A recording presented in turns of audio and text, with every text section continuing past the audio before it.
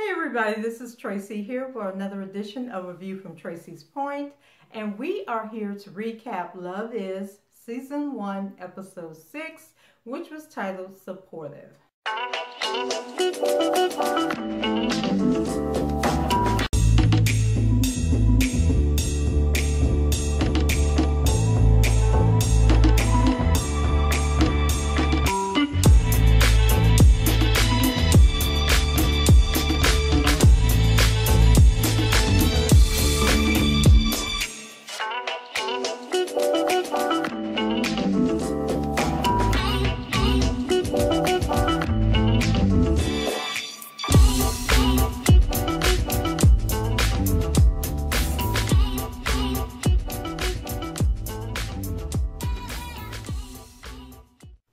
So in tonight's episode of Love Is, Nuri and Angela's friendship gets tested for the first time. And so we start with Nuri and Yasir, and they're, still all in love. Because remember, on the last episode, he hid it out on the patio. Because remember, she said she didn't want to have sex in her house unless it was with her husband.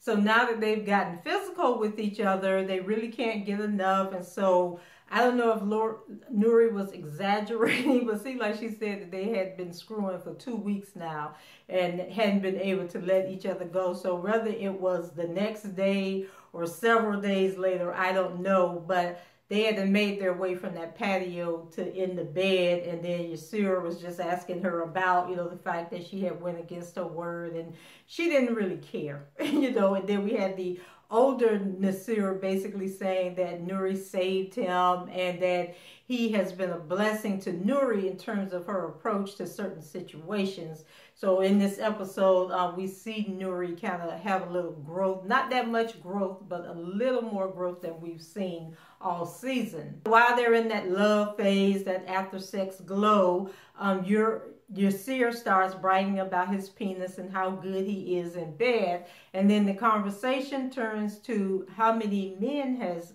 Nuri slept with. Now, I don't know why he felt the need to ask that question, but she was shocked. So that she gonna pull out her pad like she's doing a calculation, and she says that she slept with like 0.0008% of the population. And then he goes, so you've had sex with like 59 men? And she didn't really deny it. So that lets us know that Nuri has been spreading it around for some time.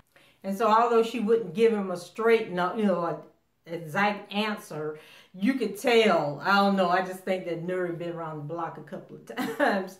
And so, and then he asked her how many women would she be willing to tell him how many women she's been with. And I don't think Nuri ever answered that question either. So Nuri gets out of bed and she has on like this floor-length nightgown. Looked like it could have came from like Victoria's Secrets back in the day, where it had like the spaghetti straps and then it was backless down, kind of went down in a V like this.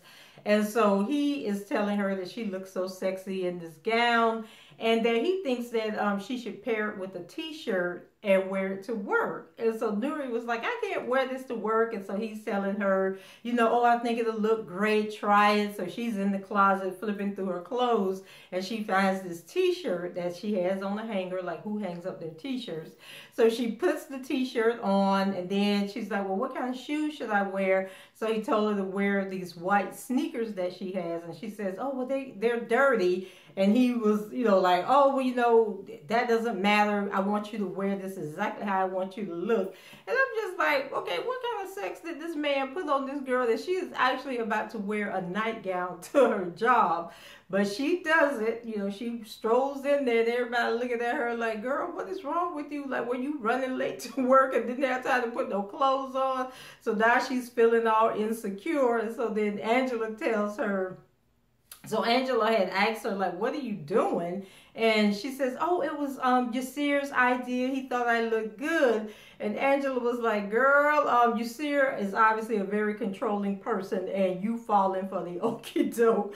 So she lets Yasir know that So she lets Nuri know that they have a meeting with Norman in a few minutes. And so now, Nuri's looking all insecure, like, oh my God, what am I going to do? So she ends up running down the street and around the corner and in the back alley to the wardrobe department. And so the one girl is telling her, oh, she looks cute and fly and she likes her originality. And the other girl was like, what in the world possessed you to come to work like that? So she ends up getting a jacket off the rack. Actually, it was like a trench coat off the rack, and she goes running back to the meeting. And then, of course, Norman sees her and starts clowning her. Oh, and then they were talking about the fact that her nipples were hard and like poking straight out like headlight beams. So I was just like, I could not believe that Nuri allowed that man to talk her into going to work like that. So while they're in their meeting with Norman, things take a drastic turn. And he basically tells them that he has an episode that he wanted to give to Nuri, but then he realized that in Angela's contract, she was supposed to get 2 episodes that she was supposed to write on her own, and that he had no other choice but to give the episode to Angela. And then he says, but he would leave it up to Angela whether or not she wants to let Nuri co-write the episode with her. So Nuri's all excited, like, oh my God, I can't believe this, and so Norman said, okay, so you two talk it over and work it out. And Angela's sitting there like, I cannot believe he just did this. And so Nuri's talking about how exciting it's going to be to have the only 2 women writers on the team write this episode, and how she has all these ideas about a script that she wanted to do. And then she turns to Angela, but Angela had then got up and got ghost on her. So I was like, okay. So then Nuri jumps up and she runs down the hallway after Angela. And then Angela was like, I can't believe that he did this. And Nuri was like, did what? Like, I think this is great. And he says, and then Angela goes, put me in the spot where I have to tell you that you're not going to co-write this episode with me. So the 2 of them get into this back and forth, and Nuri is like, she's upset and can't believe that Angela would do this. She thought Angela was her friend, and Angela basically told her that this ain't about friendship, this is about business. It was in my contract that I get 2 episodes, and I'm going to take advantage of my episodes. And so Nuri, she's still trying to understand why Angela would stab her in the back like this. And Angela was basically saying, like, this is my moment to shine. I'm not going to give you the spotlight. And I think in the back of Angela's mind, she sees how Nuri operates. Like, Nuri has no boundaries. Like, whatever she wants, she takes.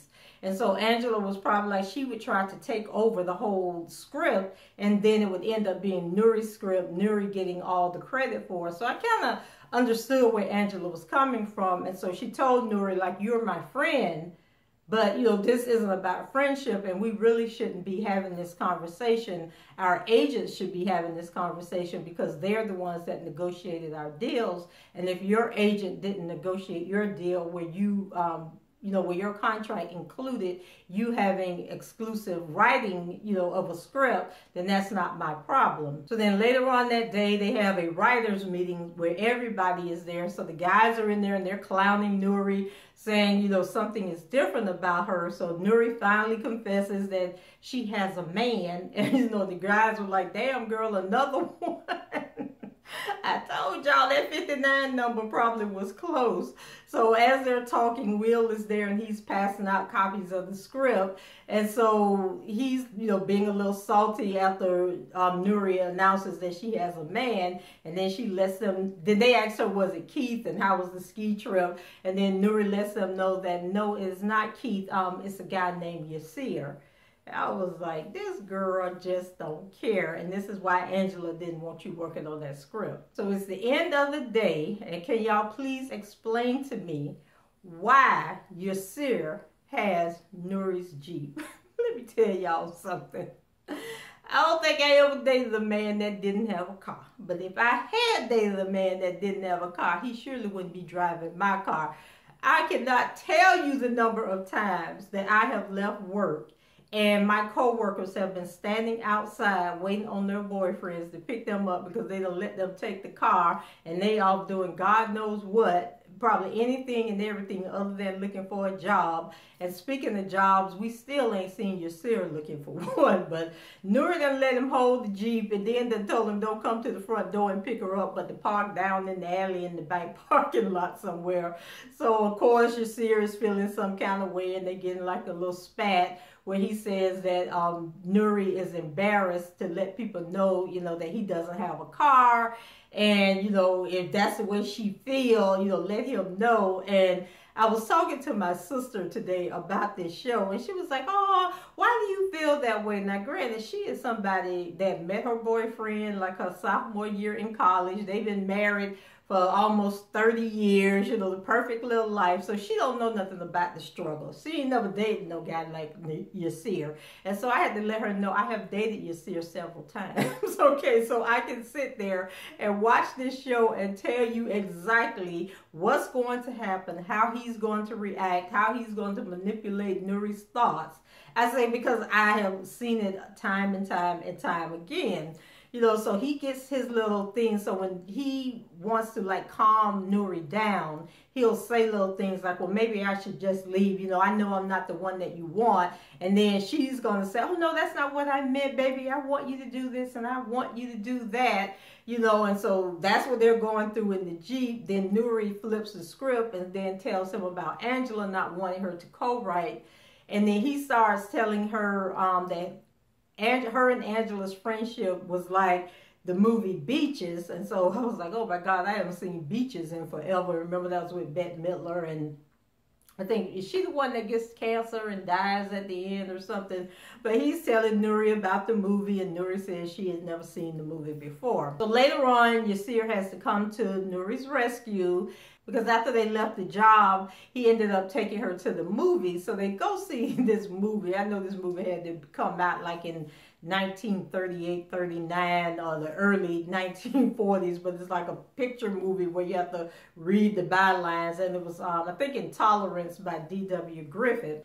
And so Nuri's sitting there like, you know, I don't like movies that don't have words. Like, I got to sit here and read the whole lines through the whole movie. And so Yasir is like, yes, Nuri, you know, but it's okay. You're going to really enjoy the movie. And then she starts reading the lines out loud. And then he's looking at her like, I know you're not sitting here in this movie reading out loud like this. At the same time that they're, you know, having their conversation and headed over to the movie, we have a scene with Keith. So Keith is in this bar and he's drinking, and this guy comes over, and so the guy starts talking to him. So they having like this subliminal conversation that I guess gay guys have when they trying to figure out if the other one really is gay and if they should make their move. And so they're going back and forth, and the guy's kind of like challenging Keith to step out of his shell, and then Keith's in there looking like he don't know if he should step out of his shell.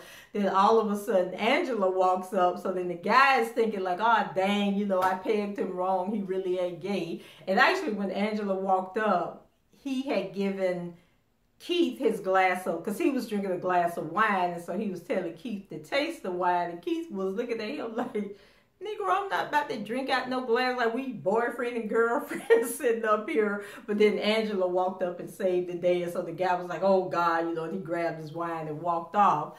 And so then Angela sits down, and her and Keith start talking, you know, about the job and just how stressful everything is, and her getting the script and Nuri being upset about it. And then they decide, lo and behold, you know, that they're going to go see this movie also. So they all end up at the movie together. So while they're sitting in the theater, and Nuri, you know, whining like the brat that she is, you know, and starts reading the lines out loud and everything, and Yasir is telling her to be quiet. And then she says, you know, Love Jones came out. Why can't we go see Love Jones? Now here come the player move. Player from the Himalaya, okay? I'm wondering if Ruby is the only other woman that Yasir has, because he pulled the player move on her, player move number 102, which is you never take her to the movie on the night or the weekend that the movie come out. You wait about 2 or 3 weeks after everybody else done seen the movie, and then all the players roll up at the matinee when there's only like 2 or 3 other people there. So he tells Nuri, oh, I don't like going to the movies on opening night because everybody be in there talking like you talking right now, and I want to be able to enjoy the movie, so I always wait a few weeks. So we'll go see the movie in about 3 weeks. And I was like, no, this Negro did not just sit there. And and Nuri, she just all happy in love. So she starts reading the bylines again, the subtitles again. And then all of a sudden, Angela just done had it, with this woman that's talking out loud. And so she turns around and is like, girl, please, can you stop? And then she realizes that it's Nuri. And then Nuri looking at her like, Angela? And then she look over and see that it's Keith sitting next to her. So now Nuri all up in her feelings. And then Nuri, knowing she didn't want Keith, knowing that Keith is gay, she's still all in her feelings like Angela then broke some kind of girl code by being at the movies with Keith. So afterwards, the four, they're out in the lobby and they do the introductions, because even though Yasir has been in the presence of Keith, they were never formally introduced. And then Angela has only heard about Yasir. She's never met him. So when so Angela was like, Yasir, Keith, Yasir. And then she goes, and this is my girl Angela. So Angela sticks out her hand, to shake Yasir's hand. And Yasir was like, no, sis, give me a hug. And so he hugs her. So that I didn't pay much attention to, because, he's trying to impress Nuri's friend, and he knows that he's going to have to be friends with Angela so that when he does stuff to Nuri, he'll have somebody on his side to kind of like go to and talk Nuri into taking him back when he mess up, because that's how they roll. So then he later on tells Angela that she's beautiful. Now, I thought that was kind of awkward, and Nuri obviously thought it was awkward because she kind of looking like, what the hell? And so then he also complimented her, saying that she was probably a killer writer, a killer in the writer's room. And I'm just like, okay, why is Yasir being so complimentary of Angela? Is it because he wants to get on her good side? Or is it that Angela is really his type? Like, what's really going on in this situation here? So Nuri is uncomfortable and says that she needs to go to the restroom, and Angela decides to follow, leaving Keith and Yasir alone outside talking. So in the bathroom, they're each in their stall, and so Angela's trying to explain to Nuri that it's not what it looks like, that her and Keith just ran into each other, and that this wasn't planned. They're not seeing each other, and Angela keeps, trying to make awkward small talk with Nuri, and Nuri's giving short, sarcastic answers, and even asks if she can trust Angela around Yasir. And I was like, no, this little heifer did not go there. So Angela wants to know, if they're cool, and once again, Nuri says they're cool, but we all know that they're not cool. So Angela continues pushing the issue and tells her that she'd never break girl code. But Nuri still, is being snippy. And Angela tells her, basically she could go screw herself. She wasn't going to beg her to understand, and she could feel however she wanted to feel. Then she storms out of the bathroom saying that, she's not going to play these games with Nuri because she's too grown for this bull crap. So Keith and Yasir, they're outside and they're being civil with each other, and they're having a conversation. They're talking about Nuri and what it's like working in television. And so they're pretty much cool. Keith is like, okay, that's your girl, go for it. I done messed around, told her that I was gay while I was drunk, so I really can't have a chance with her. So you go and work that out, brother. Like, she can't be my beard, so she can go ahead and be your woman. So Nuri is just a spoiled brat. I'm going to keep saying it. She's just spoiled rotten to the core and just used to getting her own way. And she's also very self-entitled. So the fact that Angela got the script and didn't automatically include her as co-writer is really eating at her soul. And then to add insult to injury, Angela has the nerve to be with Keith, who she didn't want in the first place. So this is just like adding insult to injury, insult to injury, insult to injury. So Angela walks outside and goes over to Keith and Yasir and grabs Keith by the arm, and they just walk off, don't say good night, goodbye, nothing. And Yasir immediately asks Nuri, like, what did you do? What did you say to her while you was in that bathroom? So later on, Yasir asks Nuri again, you know, what happened in the bathroom and if her and Angela are still friends.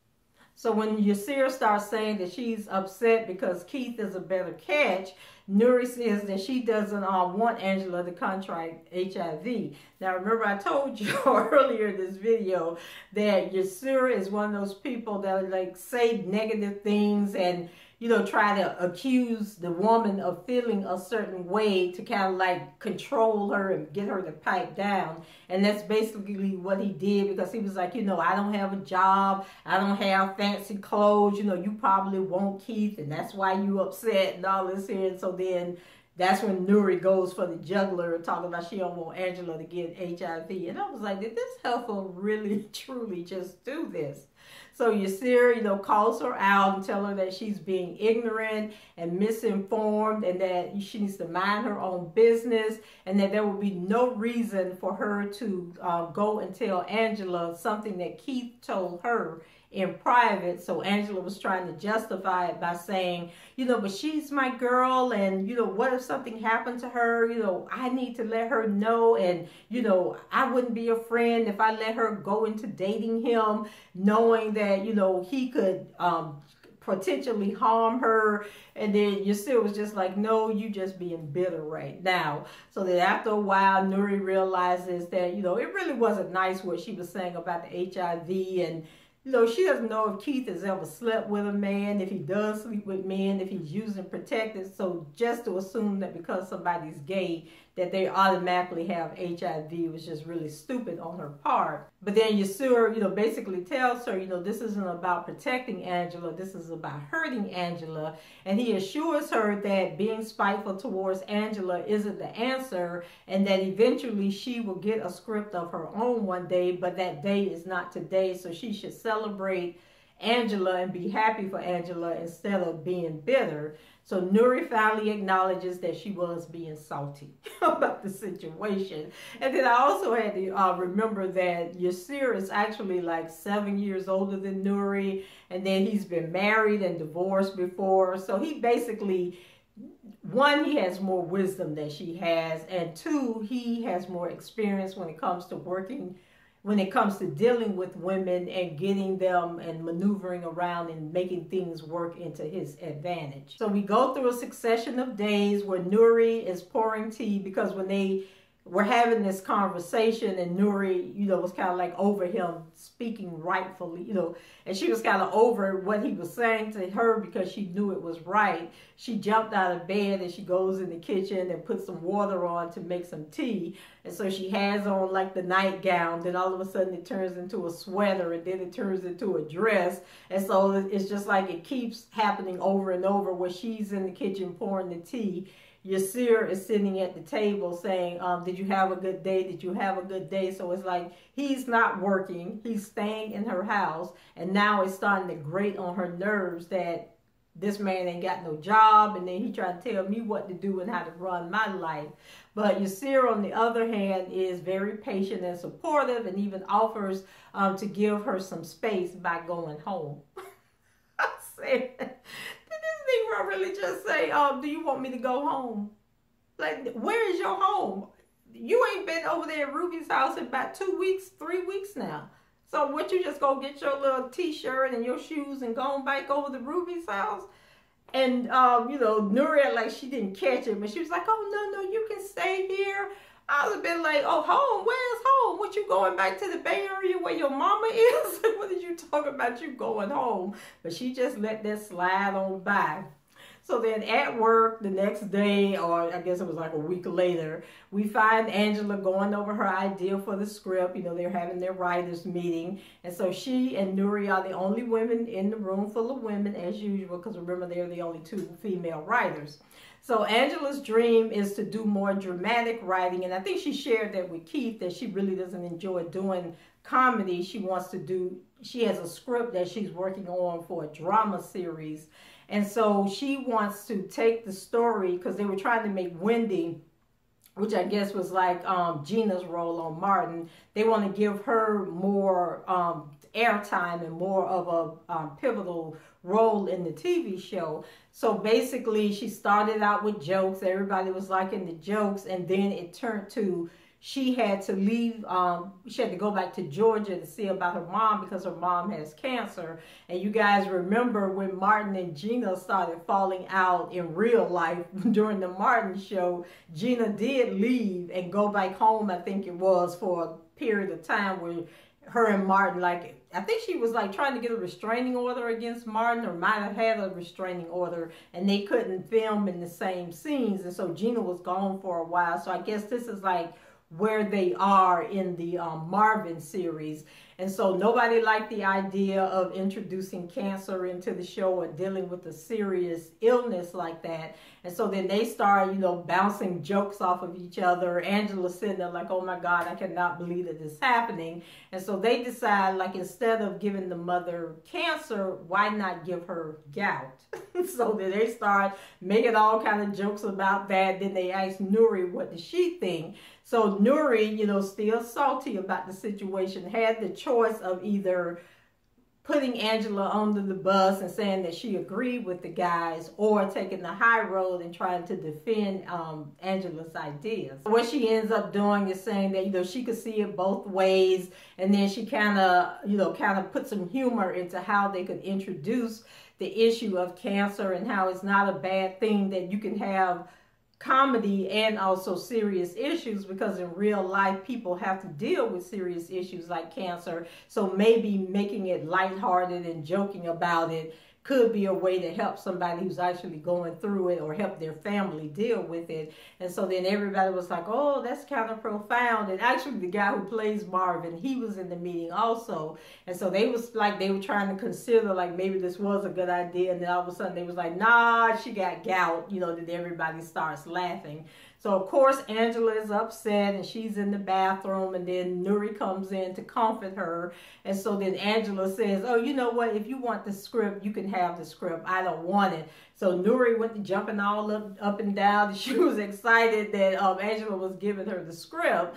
And then she called herself like, oh, this is so rude of me. And she goes, oh, no, I don't want your script, you know, you can do this, and, you know, trying to encourage Angela. And Angela was like, look, girl, I am over this. This is not what I want to be doing. This is not where I want to be at right now. I'm about ready to quit. And then Nuri tells her, well, you're just having a bad day, and, you know, you go home and think about it, sleep on it, and you'll feel differently tomorrow. And so Nuri, you know, I think in the end she realized that her friendship with Angela meant more than the script. And that, you know, at the end of the day, you might have that script for a day, but your friendship should last forever. So guys, that was it for this episode.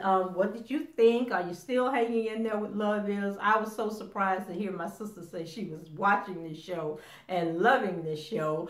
So have you caught up with it? Have you binge watched it? Because I know a lot of people say they had never even heard of the show. Let me know what you think. Leave your comments below, rate the video, and subscribe to the channel if you haven't done so already. And until the next time, I shall talk to you guys later. Bye-bye.